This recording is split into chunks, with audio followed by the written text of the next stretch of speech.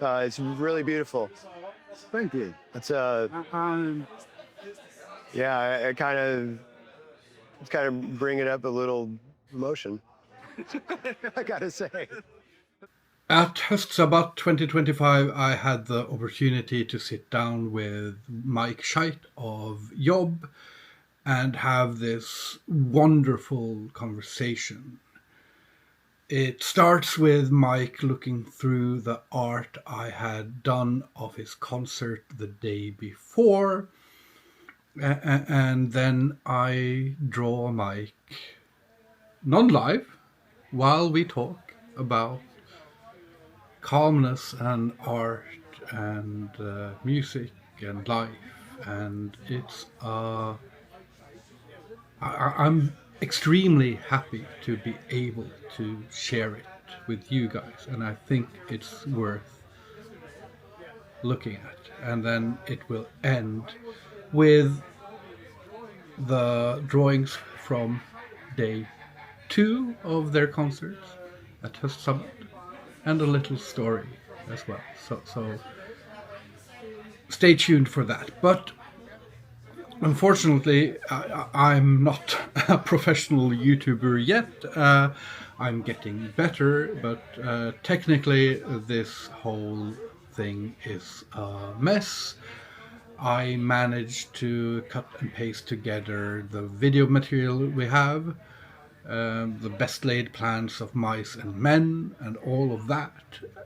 And the biggest problem is the audio, because we were in a backstage area with some very loud Danish people.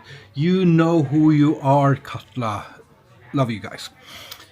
But I managed to salvage the audio so that you can hear most of what we're saying. But I think it's worth it, and if you enjoy it half as much as I did having this conversation, then mission accomplished. These are cool.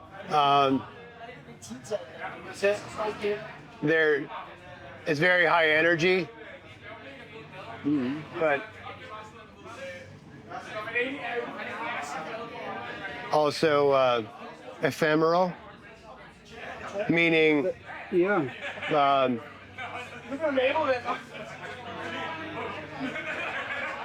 like if you're watching time pass in slow motion and everything is moving and changing in that moment, because in pictures you just get the moment. Yeah. With these, I feel like I feel the passing of the moment in real time. And that's kind of interesting, because that's sort of the experience of drawing them, is this very weird sense of time, because you have all these small moments that is trying to sort of shape into what looks like one moment. Mm-hmm. And it's this like very weird, very weird compressing and Frankensteining of time. And then for a few, like if I get into the flow, like I do the head banging and the moving around in order to try to get into sort of a flow state. And most of the time when I'm drawing these, I'm thinking like, no, that's not right. That's not right. And then for a few brief seconds, I get this like stillness, this quiet, this ephemeral, this a few seconds where time stops and I don't think, and I just draw, and then the world is nice. And that sort of is like some of the qualities I get from your music as well, which is the very energetic and still ephemeral. But before we talk more about that. What I'm going to do today is I'm going to try to draw you without you headbanging, or you can headbang if you want. And I'm going to put on a timer for, it's 20 minutes, okay? Yeah. And we'll put on a timer for 20 minutes, and I will try to capture you and try to, without the headbanging and all that, try to capture one of those ephemeral moments, but in a conversation perhaps, I don't know. I don't know either. And the time is already started, so I need to get drawing. Get the tools of the trade. Yeah. Well, the first time I saw you guys was at Høstsabbat 11 years ago. That was the first time I've ever heard your music. And I remember being struck very, like remember standing there by the stage and being struck by this oxymoron paradox of how heavy it was and how calm it was.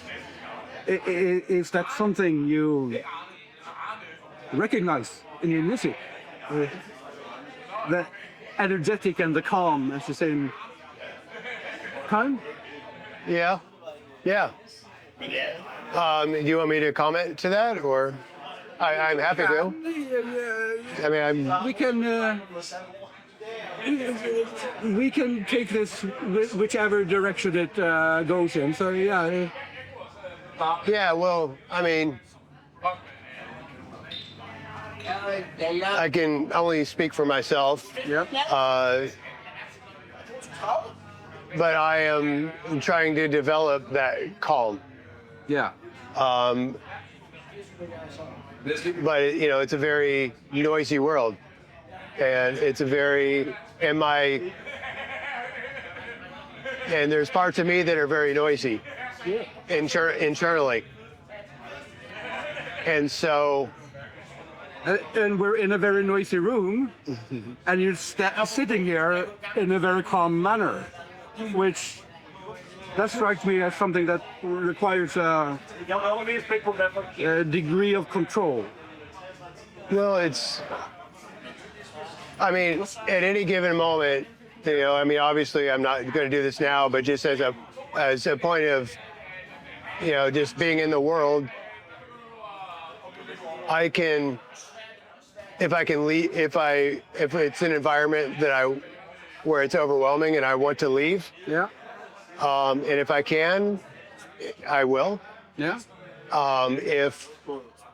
If I'm in a work environment and I need to stay, then I'll stay. Meaning if I'm just at my regular job.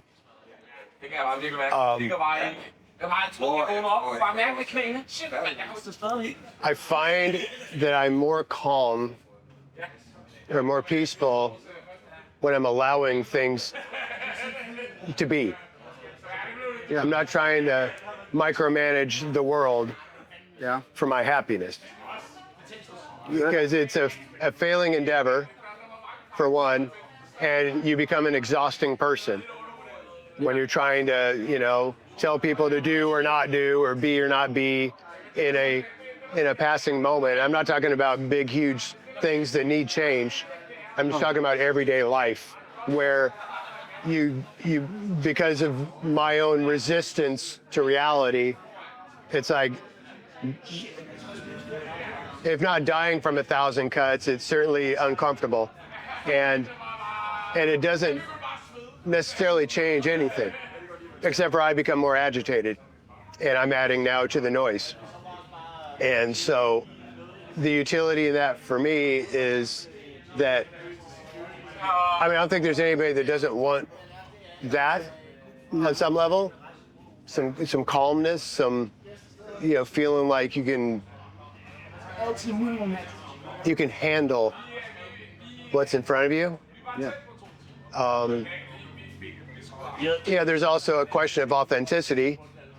And so, you know, for me, I am where I am. And if something's overwhelming for me, I can leave. Yeah. I can just leave the environment and go somewhere else. Or I can practice. I can practice Yeah. handling it. I can get curious about it. Yeah. Because I've done a lot of the other. I've done a lot of the resisting and getting mad and getting upset and leaving the room or trying to change somebody's actions or whatever it is. And I just always end up feeling regret Yeah. at the end of it. I feel like I didn't do well. Yeah. And it's contagious It is. when you're not doing well. You know, it's contagious when you're doing well too. It can change things. It can change a moment drastically if you're holding a center. But I have been slowly learning this type of lesson because I, as someone, you know, with a degree of talent and a huge ego with it, that ego started hitting walls a lot, especially in my late teens and all the 20s and all that, and I had to,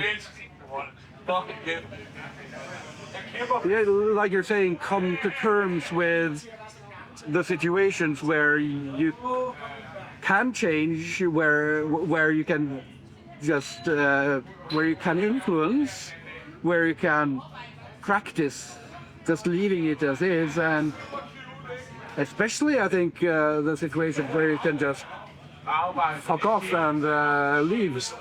Because I think that's the part I haven't quite gotten to yet, which is harder for me. The accepting I'm starting to get better at.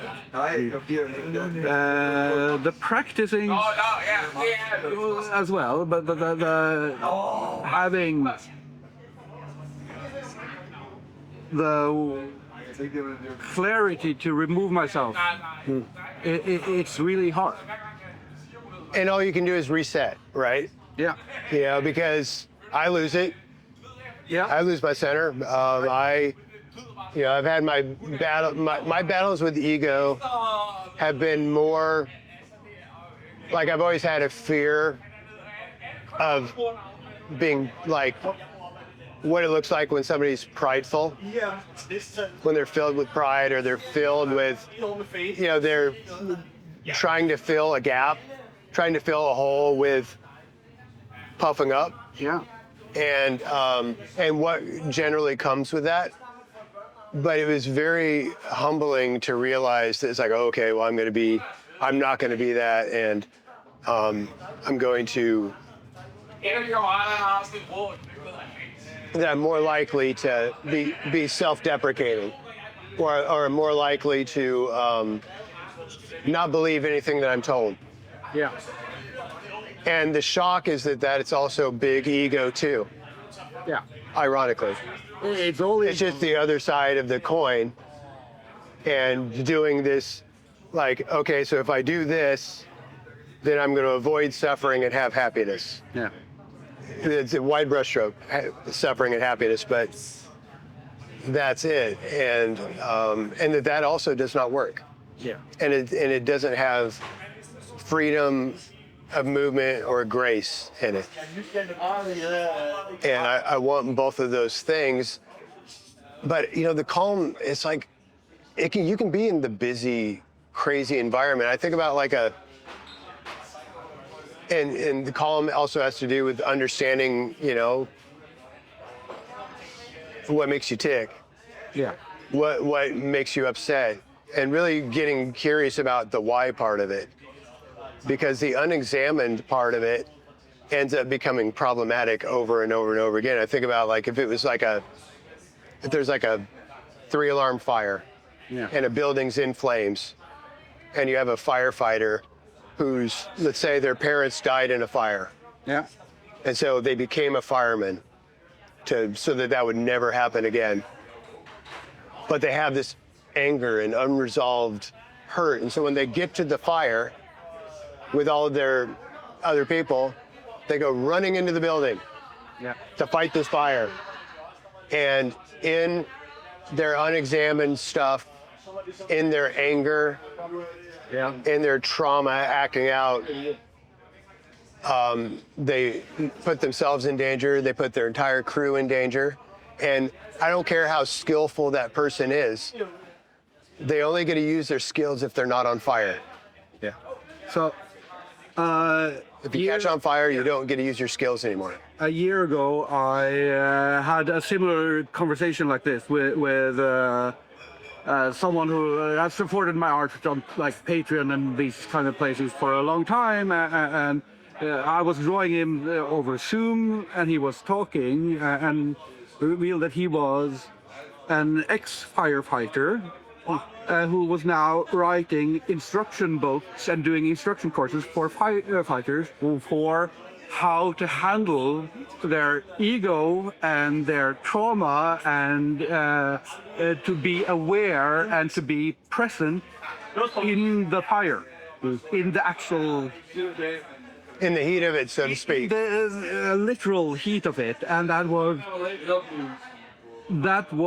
one of the conversations that made me go like, oh, I have to do this a lot more, because when I get to pick the brains of people, sometimes they turn out to be fire calmness experts, and you didn't even know it.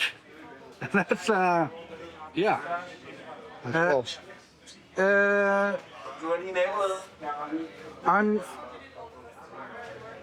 For me, when I'm drawing, that is for me a way of calming myself. And I drew before I could talk, and I realized how much just the movement of the brush and seeing the mark come down, how much that actually helped soothe myself and helped me feel present in the moment. Is the playing of music something like that for you, or is it? Yeah, it is. I mean, I think music for me, I mean, you know, everybody starts out, you know, being turned on to music at some point in your childhood. Yep. And just how magical that is, and you hardly have language for it. Yeah. You know, it's just, you know it. It's like when you watch animals have guitar played to them, and how it can cross this barrier. I have a cat who loves Earthbong. From Germany. He will come right up to this to the Bluetooth and hang by the Bluetooth while they're playing. And you just see his tail going. And just listening to this music. And so, but somewhere along the line, as music becomes more and more personal, just like how art becomes more and more personal, and then you become more invested in it as a person. And where I became really invested is just in a particular very, very difficult time. And I've been playing in bands, I've been listening to music. I think I was 19 years old. And I just had this profound need for an antidote. Yeah. And so I went to this bookstore, and in the free bin, there on the very top was this book called What is Philosophy? And it was a textbook. Yeah. And so it had Eastern mysticism, Western philosophers. It had all these different disciplines and their takes on the world. And for me, part of what I was being buffeted by was not having found my own way. There's what I was taught, it's what I was taught to believe, what I was taught to believe about myself, and none of it felt adequate. None of it brought me any kind of relief. I was suffering quite a bit. And so then when Yob started, I mean, that was just the subject matter from the beginning. And music became this avenue, like a symptom of a path. Yeah. Of which music was the symptom and not the goal. You know, it was trying to, I mean, all the cheesy things. Trying to heal. Trying to understand myself, trying to express, and trying to round off the edges. Yeah. And so that's what I've always written about. And my personal rule, if I'm writing about anything, especially any of the kind of spiritual stuff, I have lots of books, and I could just pick up any book and write out of it and do my approximation of something that's being talked about. But I would much rather, that feels like a cop-out. So I'd much rather write about where I'm at while I'm working with the subject or working with a concept. And so it's like there's dealing with the actual shit that's happening. Yeah. But trying to treat that shit as fertilizer instead of a tragedy. Yeah. Because that personal tragedy over and over again, and then being afraid, and then so it's like I'm dress rehearsing tragedy all the time. And the idea that when it strikes, I'll be prepared. Dress rehearsing tragedy is a good title for something. And so that's what it is for me, you know, and it's also the kind of music generally that I connect to. Yeah. And it doesn't necessarily have to be, I mean, I love black metal, I love death metal, I love grind, I love hardcore punk, I always have. Yeah. I like some pretty dark shit, actually. But I like the dark shit that feels like it's coming from a place it's not about trying to be a genre. It's like the style is before, the substance is before the style. But, and that's what I want to do in theory with what we do.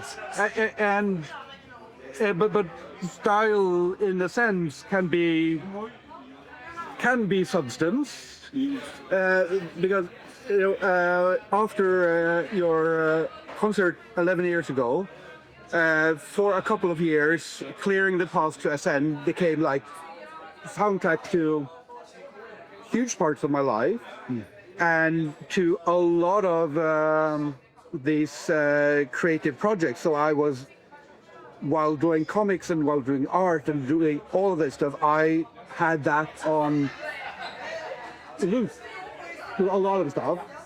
And this conversation right now was the first time, because it helped me, like, philosophically, it helped me thinking while doing the art. And this conversation is the first time I've ever considered what the lyrics are about.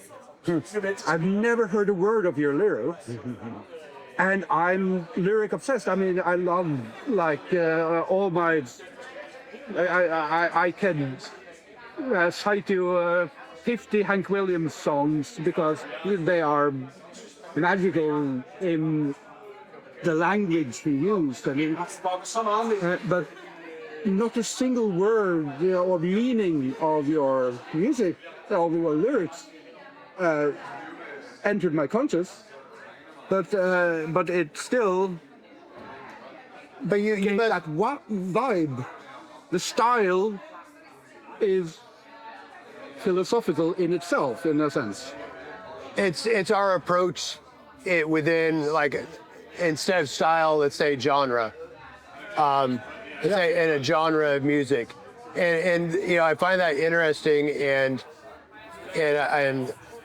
I guess within lyrics,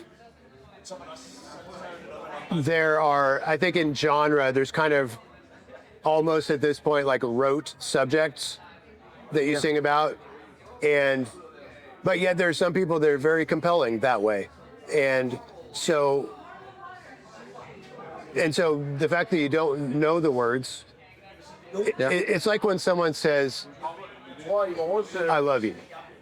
Yeah. Now, you're not convinced because of the words. Yeah. You're convinced by a feeling, a sense of it, a tone, a timbre.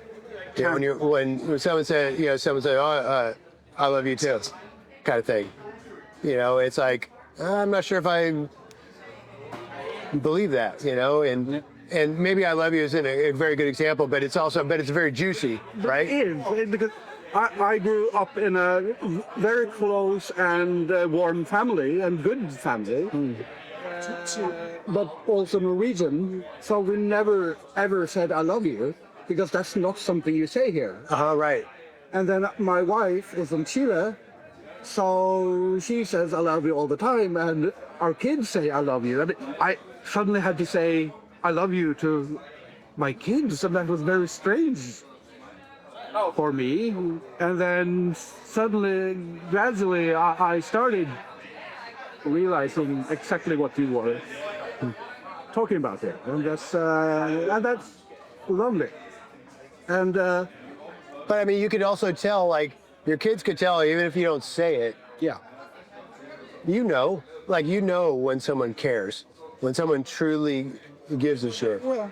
And it's not the words that they're using. yeah, It's something that's the words are infused with. They could just as well say, "Gotta get you a cup of coffee." yeah. You know, and No. it has the same stuff in it. Or you wake up and you're like, "Oh, here's your coffee." You know, good morning. And So anyway, I guess what I'm saying is, whatever it is that we're singing about, yeah. it hits you in a place where you don't know the words, but you feel the feeling. It hits you in the marrow. I just now the timer went out, so I'm done with the drawing part. Okay. You'll get to see it afterwards. But when we briefly met yesterday, I threw an offhand joke about how I hoped we would play Wicked Game.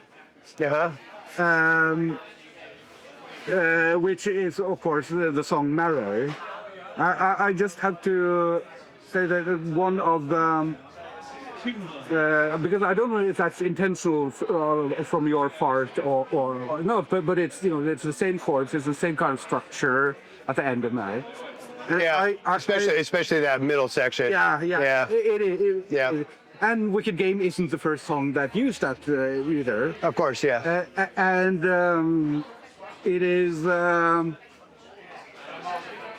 I think that's sort of a beautiful example of how this extreme music still fits into these traditions where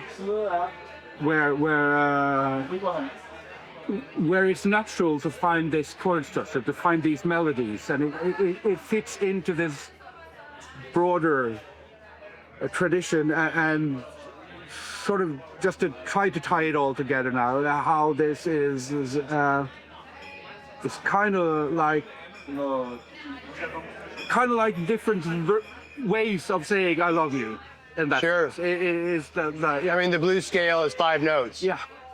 And then from that you express yourself and you find your way, and extremely compelling souls can take those 5 notes and make them into 5 notes that you've never heard before, in a way. Yeah. Or, I mean, it's interesting because, like for example, talking about like the lyrics a bit, I generally do not get into specifics because I know what I'm trying to do. And Clearing the Path to Ascend was trying to recover from a very intense bout of depression. Yeah. And Marrow was to the transformation. And I feel it. But as far as the specifics, what does the song quote unquote mean? I don't want to rob anybody of their interpretation. Yeah. Because now they don't, if I tell them what it means, they don't get to have it anymore. Yeah. I'm And I don't want to poison anybody's personal take. I really I like talking about my art and whatever I'm thinking about when I made it. Yeah. I've come to the exact same conclusion that I can talk about the generality, Yeah. but I don't go into specifics anymore because that's not my artwork anymore. It's theirs. It's their interpretation. It's their and the only thing I can do is sort of cast. I can dirty the waters with their gut feeling about it, and that's not my job in a sense. And some art does that. Some bands, this is about this, and people go there if they're compelling and eloquent or some kind of primacy to it, and you return back to it over and over and over again. But yet at the same time, it's like over like decades, as you change and grow, as I change and grow, that song changes too. Even though it's the same song from 20 years prior, I'm not the same. Yeah. And I don't hear it the same. I'm.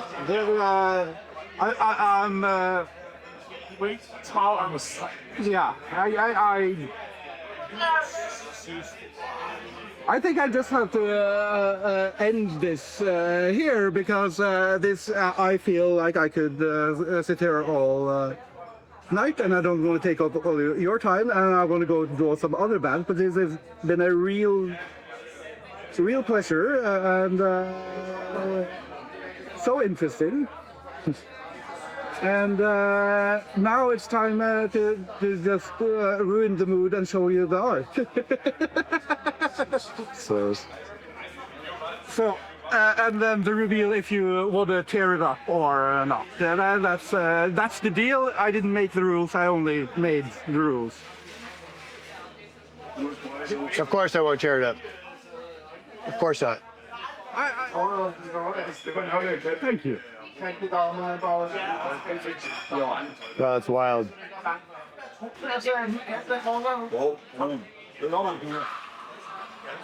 It's weird because,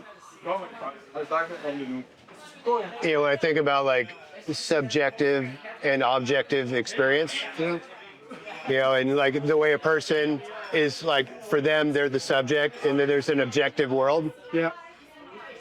But yet, there's only one world where I'm the subject, and it's between my two ears. And everywhere else, I'm the object. Yeah. So when you see someone's interpretation, it's quite stark. It's really beautiful. Thank you. It's it's kind of bringing up a little emotion.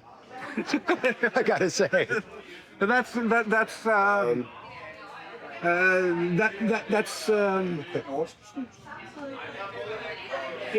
this is important to me because the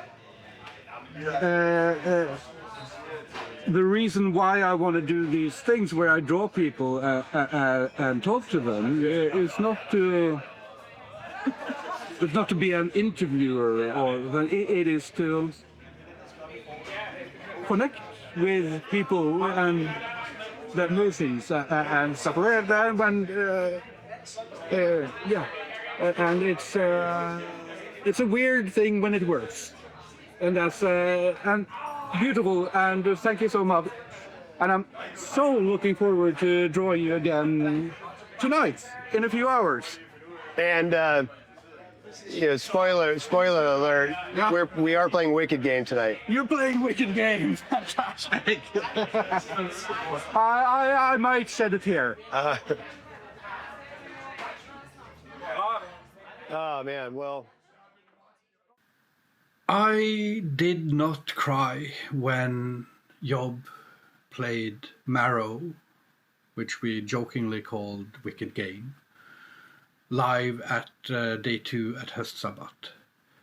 I did have a very emotional experience, and I had so much, let's call it fun, drawing them night 2, and I think I got some really good drawings of them.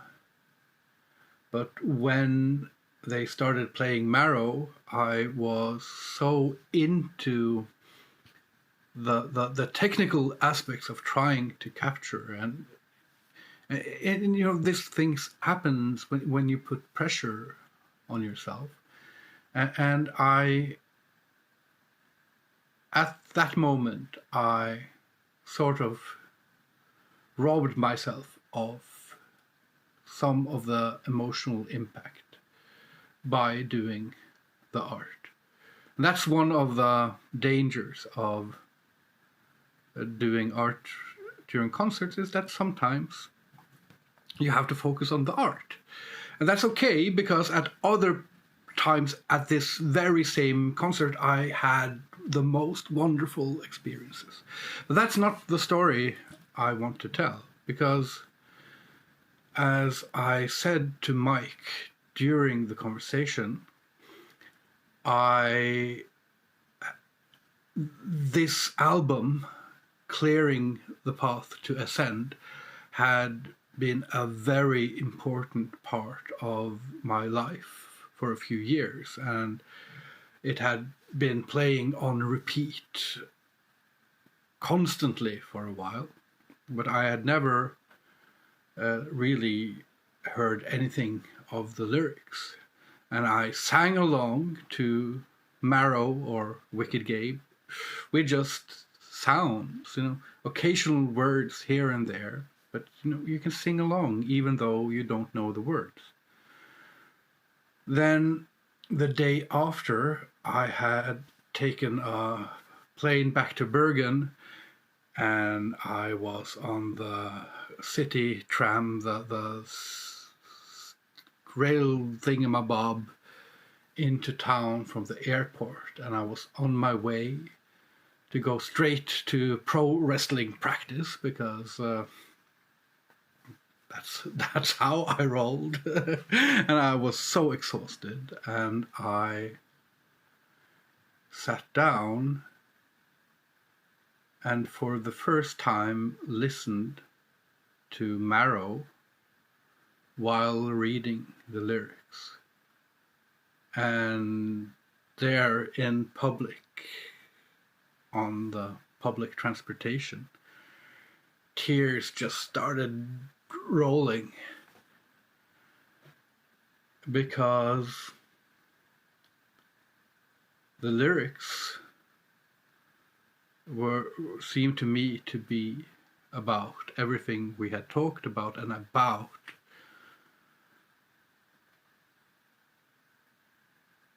the experience of finding calm in the chaos of a concert. And it just hit me deep in the marrow. So yeah, thank you so much to Mike for sitting down and talking with me, and to Høstsabbat for making this happen, and to the band for the amazing concerts. And I really want to do more of these videos, because I think